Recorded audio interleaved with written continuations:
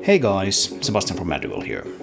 About a month ago I made a video about the state of the driving AI in Traction Point, the game I'm developing using my own game engine and tools, and also the game that you're looking at right now.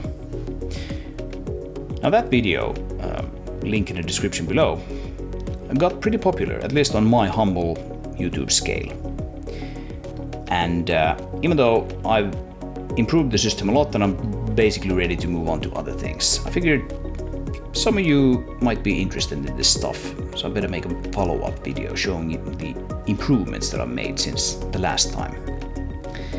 So that's what this video is about. Let's take a look. Now in the previous video we saw that we had some issues with certain parts of the system. In particular, we had issues with this mother vehicle, this pretty huge vehicle here that had some issues getting out of certain places, made some stupid decisions, got itself stuck, couldn't get itself unstuck, etc. Now that's sort of to be expected for a vehicle of this size, just like way bigger than any other vehicle in the game. But it is also a pretty important vehicle from a gameplay perspective, so it needs to work well enough. It needs to be able to navigate the game world well enough to work with the gameplay, basically. But we'll get to that. Let's start with something a bit more simple. Let's load in a couple of new vehicles. We actually changed the avatar vehicle as well. That's why the camera sort of jumped a little bit. We have this guy here, which according to the radio menu is called Slope Scout 2, which I've used for all kinds of testing.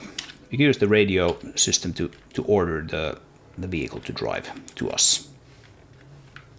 More commands will be available in the final game, but that is what we have currently. You can tell these vehicles to come to us, and they need to make smart decisions about how to do that. Now this is not super interesting yet, but there's one new thing here in the brain debugger. As you can see, we have a log here actually showing what decisions the brain has made. And so the idea here is that if you see something in the game behaving erratically or in an unexpected way, you can just open the brain debugger and see in the log what decisions were made. And here you can see that well, it started the movement and then it will probably arrive at the destination, because these movement commands here are quite simple.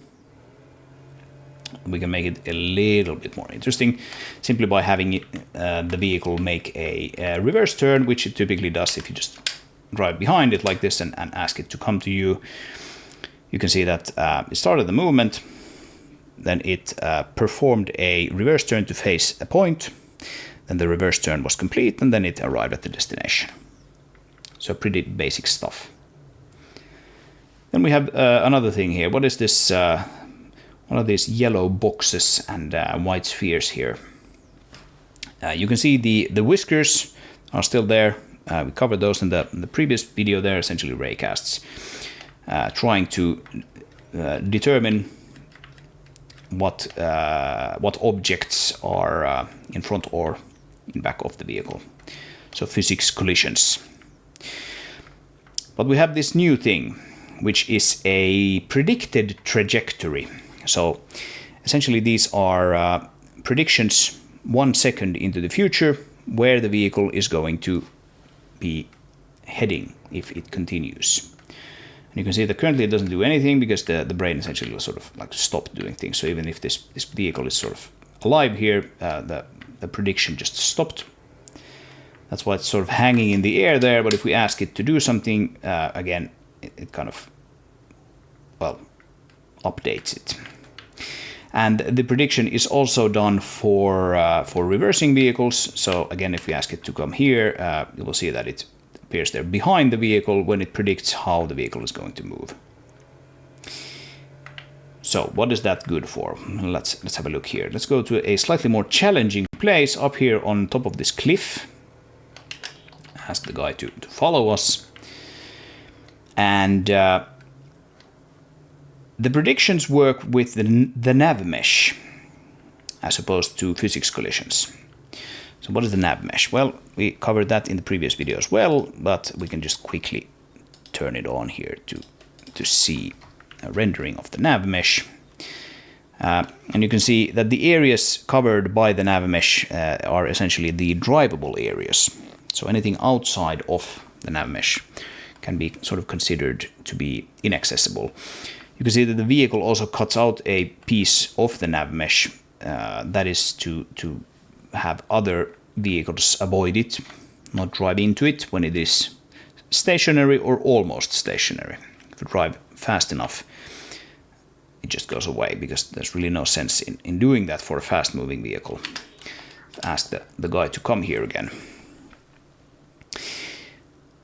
All right, so that's the nav mesh. Let's turn that off. We have a bit better view of what we're dealing with here. So like I said, this prediction works with the nav mesh. And what does that mean? Well, it basically means that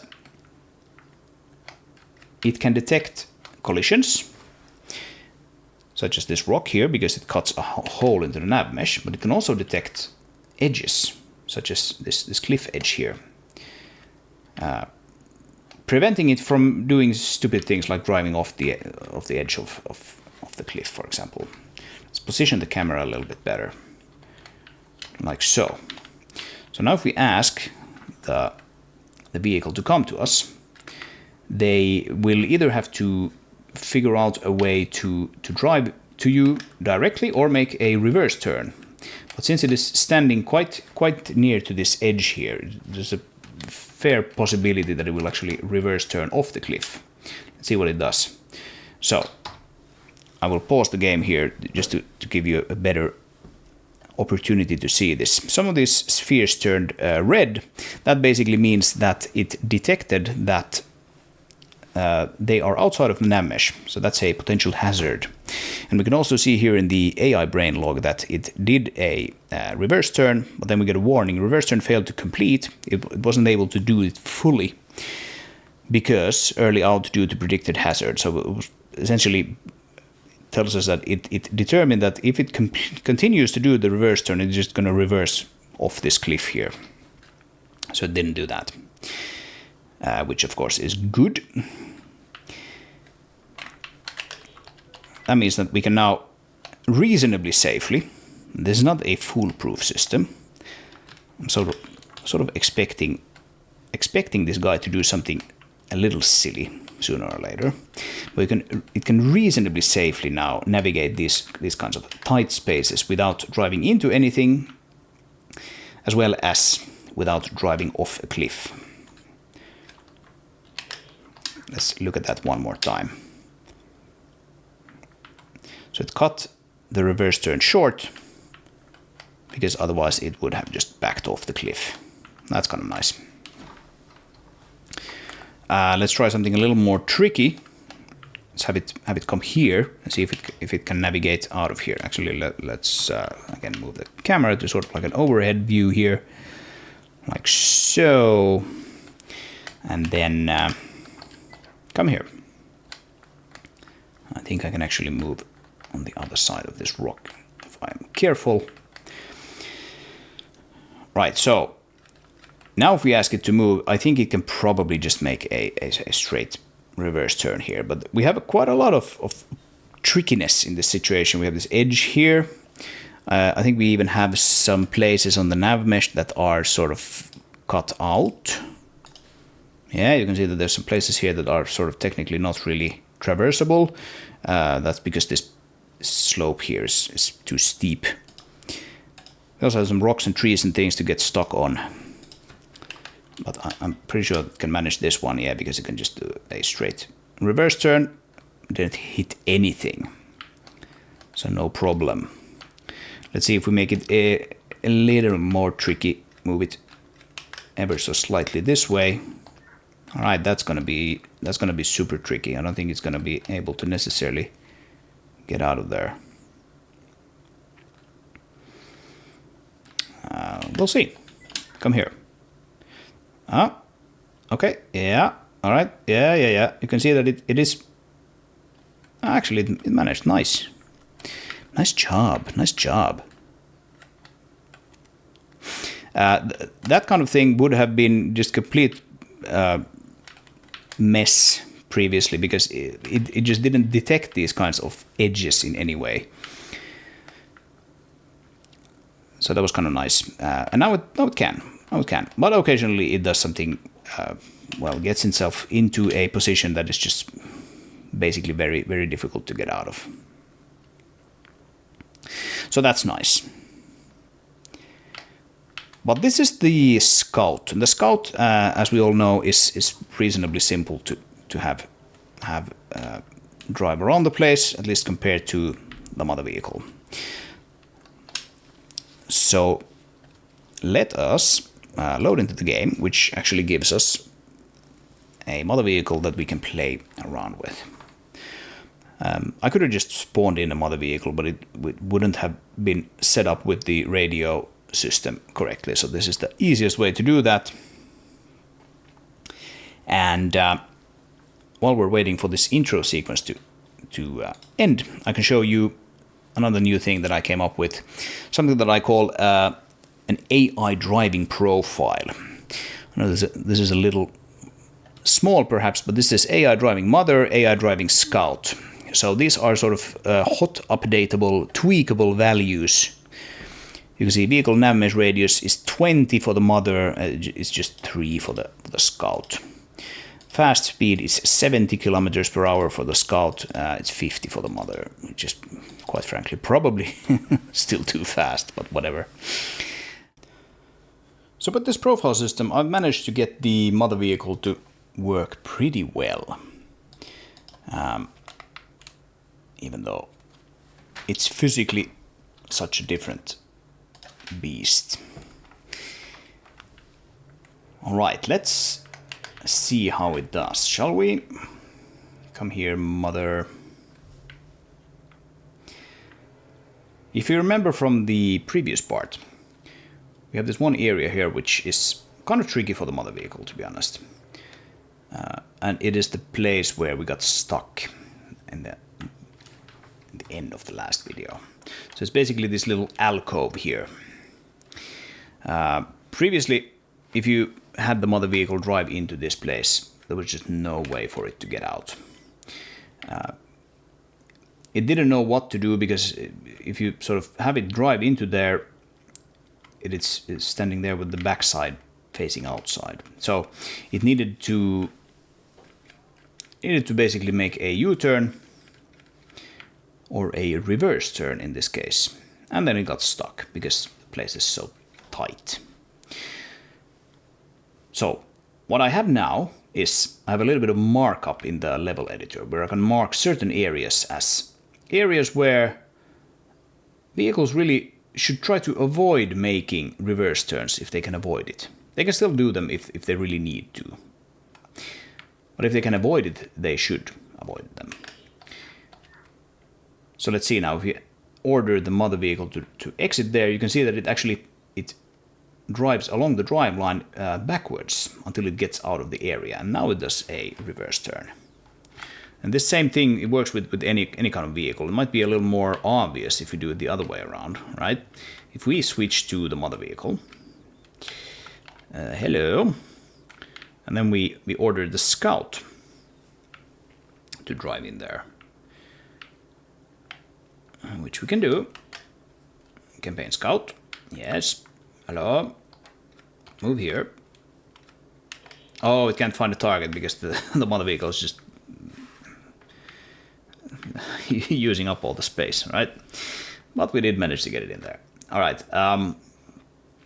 So now, if we ask it to get out of there and essentially come to us, what it will do is it will first back out until it reaches sort of like the edge of the place, and then it will figure out, oh, okay, I can make a reverse turn now, and then go back here. And you can see the same thing here in the log. This is not the log for the mother, but did the same thing. Wanted to do a reverse turn in no RT zone, enable reverse mode, and then sometime later, no longer in no RT zone, back to normal driving.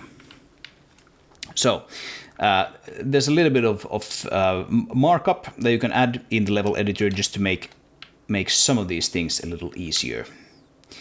But you don't have to do that if you don't want to. And of course, let's see if we can switch to that guy. The mother vehicle still handles this area quite nicely now, even without any kind of markup in the level editor.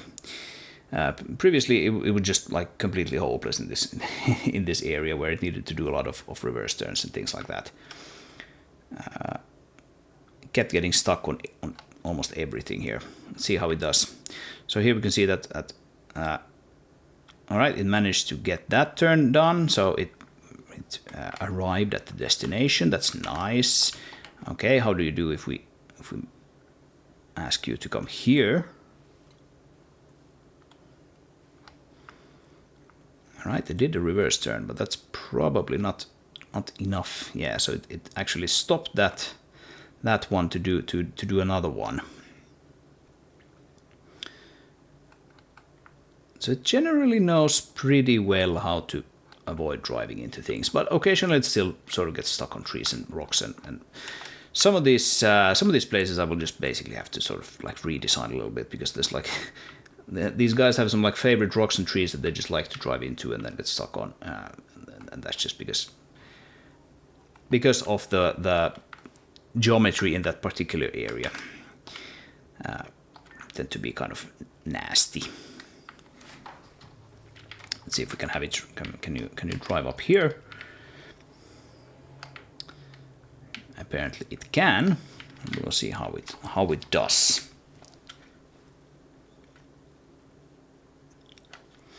I was thinking we would end this video with a little look at the actual code that makes this thing happen. The AI, the driving AI is now probably like the largest, code-wise, the largest part of the whole game. So we're not going to look at the whole thing, but oh, there actually it missed that tree, but it quite quickly determined I seem to be stuck. Perform a reverse turn to get unstuck, and so on. So yeah, we're not going to look at the whole thing, but we can look at some of it to give you sort of an idea of how it works. It's kind of basic. That's sort of like the idea of the whole thing. It is in fact kind of basic. As a last thing, let's see if we can get the motor vehicle to actually drive out this main road again. If it can, then I will be a happy boy. If it can't, then, well, I will be probably improving this some more.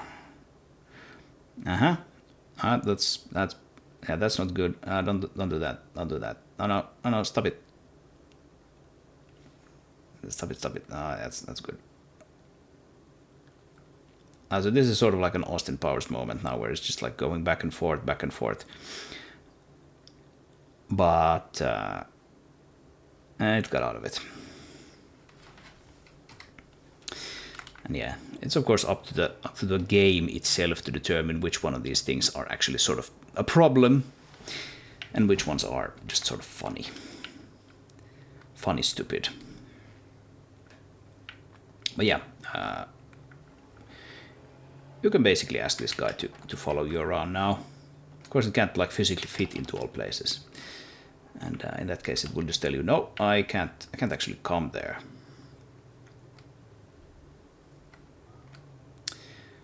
Like, for example, it probably cannot come here.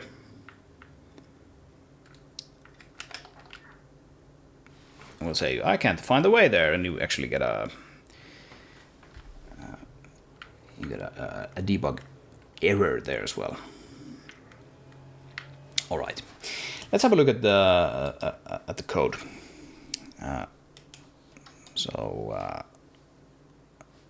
We will look at.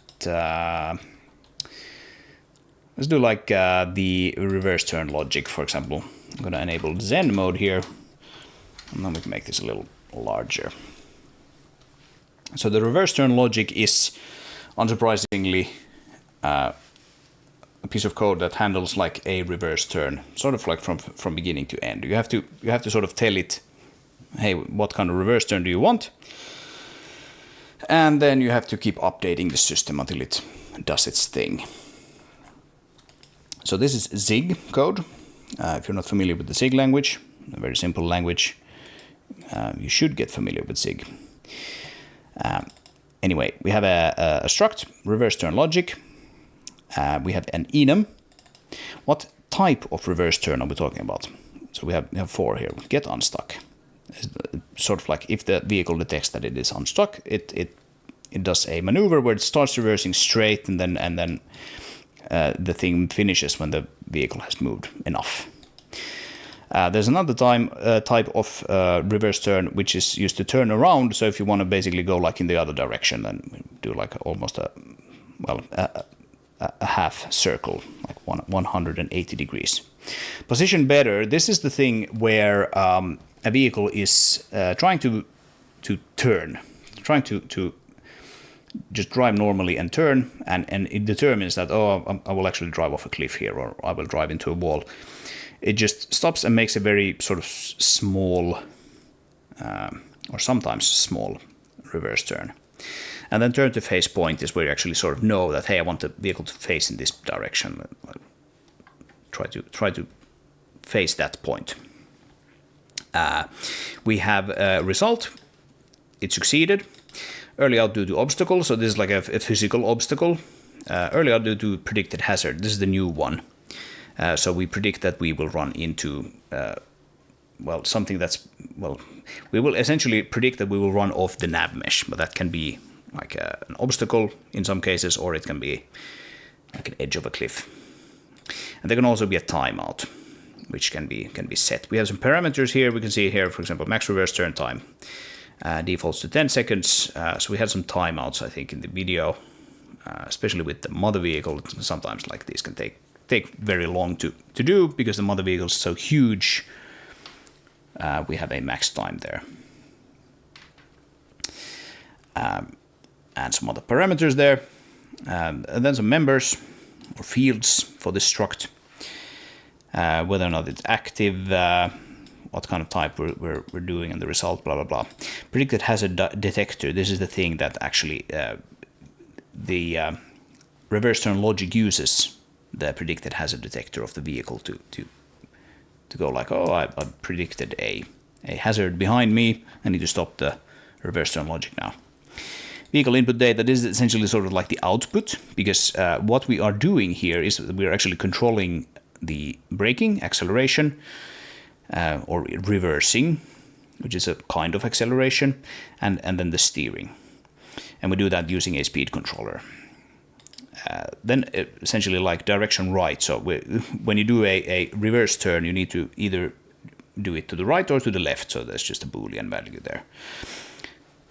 Then a start position and a forward direction at the start, and then the target point if we have one of those.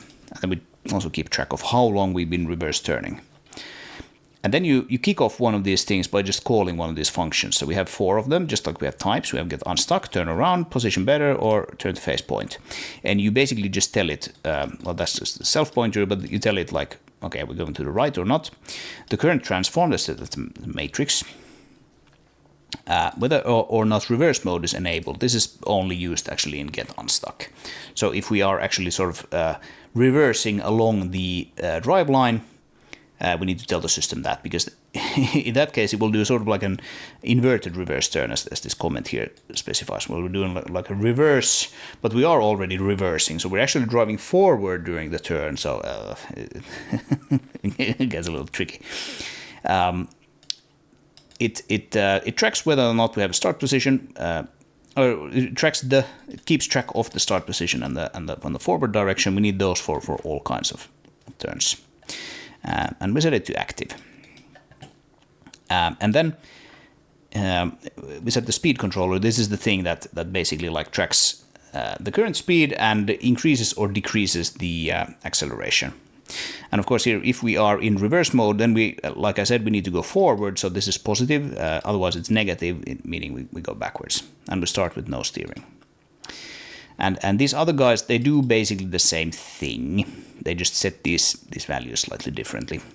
Importantly, they all end with setting this turn type here. Now the final thing here in the code is this tick function. So this is something that once you actually kicked off one of these reverse turns, you need to call tick until it again sets itself to active false. So if we are active, we're tracking the current position and the current forward direction, and we can calculate like an angle between the start forward direction and the current forward direction to determine how much has the vehicle actually turned now. And then we have some special handling here. If the speed is above, this is actually just sort of a hard-coded value here, something that I haven't determined needs actually be adjustable. There's a comment here telling you that we shouldn't check for obstacles or hazards until we have a little speed, because otherwise like it doesn't really make sense. And if the rear obstacle distance is less than this stop distance, then we actually just stop and we set the result to this. The predicted hazard, this is the important one, the one that we use today multiple times. So this is the code that stops a reverse turn if we have found hazards. So the result is hazards found, and the location is behind or behind nearby. And then we set the result to that. But if you keep going, then we update the speed controller. This is the thing that actually causes the vehicle to go backwards and forwards and steer. And we have a bunch of checks here to actually normally end one of these reverse turns. And it depends on the type that we have. So if we get unstuck, we actually check sort of like how much have we actually backed up and what's the angle. And whether or not we can actually start turning, because in the unstuck mode, we start with no turning. If we turn around, we want to turn a little over 90 degrees. If we are positioning ourselves better, we want to turn just a little bit. And if we want to turn to face the point, then we are, well, turning until we face roughly that point. So that's basically just ending it sort of successfully, if you will. By setting this reverse turn complete. If we can turn, then we set the input steering here, just piped straight through to the vehicle, the physics. If the reverse turn is complete, we set it to success. If not, then we check if we actually need to do a timeout and then set it to false. So you can see that this is really sort of basic code. We just have a bunch of these checks to figure out various things. This is just one of many systems that are involved with the actual driving. You can see the AI driving component. This is I don't know how many lines of code is this. It is actually over 1,000 lines now. Oh man, I don't like that. I don't like that it gets so large. But this guy has a bunch of similar systems. It has a stuckness detector, reverse turn detector. The thing that we looked at was the logic.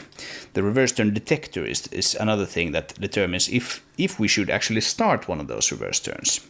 We have the front and rear whisker arrays, collision avoidance, steering logic. This one actually uses fuzzy logic, so that's kind of nice. Speed lowering logic, and then the actual predicted hazard detector. And you can see that the code for this is actually reasonably tricky. There's also the drive line, which we mentioned previously, which is this sort of path made up of points with their own speed score and that sort of thing. And this guy just basically keeps going and going, but none of this is particularly tricky in itself. It's tricky just in the sense that there's a lot of it, and changing something affects many things typically. So it is perhaps slightly in need of a refactoring at some point. But I think it's probably good enough for now. Good enough to move on to other things, and basically good enough for the demo, which is nice because I want to get the demo working and out there as quickly as I can. Now I do think I will probably need to have some sort of failback system for this, if you ask a vehicle to come somewhere and it gets hopelessly stuck, I will probably have to sort of kinematically move it out of the obstacle or something. Eventually, it's not really sort of physically accurate, but it's in the sort of gameplay sense, I think it will probably be good to have something like that if one of these guys just gets stuck and the gameplay can't progress because of that. But I'll have to figure out how I actually want that to work. For the time being, I think this is kind of nice, and it does really seem like it will work. But time will tell. Time will tell. Anyway, that's it for today. If you made it this far, thank you for your time. If you haven't subscribed to the channel, then be sure to do that. Be sure to like the video. If you have any comments, questions, suggestions, anything, write them below. Always fun to read those. And I am finally free to at least temporarily move on to other things until I find a problem with the AI, which I hope I don't, but I'm kind of expecting to find, to be honest. But that's really fun because I get to actually implement things like the mission now, when I finally have these guys behaving somewhat rationally. So, if that sounds interesting, stay tuned and look forward to more videos and probably streams as well. Take care. See you in the next video.